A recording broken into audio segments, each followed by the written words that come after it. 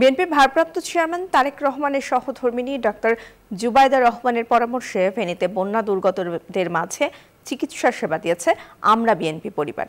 আমরা বিএনপি পরিবারের আহ্বায়ক ও বিএনপি মিডিয়া সেলের সদস্য আতিকুর রহমান রুমনকে ঔষধ ও পর্যাপ্ত বিশুদ্ধ পানি সরবরাহের পরামর্শ দেন ডাক্তার জুবাইদা রহমান। বুধবার সকালে ফেনীর বন্যা দুর্গত এলাকায় অন্তত 1000 লিটার বিশুদ্ধ পানি সরবরাহ করা হয়। এছাড়া আমরা বিএনপি পরিবারের সদস্য ও কেন্দ্রীয় ছাত্রদল নেতা রুবেল আমিন ডাক্তারের পরামর্শ অনুযায়ী বিভিন্ন রোগের পর্যাপ্ত ঔষধ নিয়ে ঢাকা থেকে ফেনীর উদ্দেশ্যে রওনা হন। ঔষধ ও বিশুদ্ধ পানি বিতরণ কার্যক্রমের তত্ত্বাবধান করছেন অ্যাডভোকেট মেজবাউদ্দিন।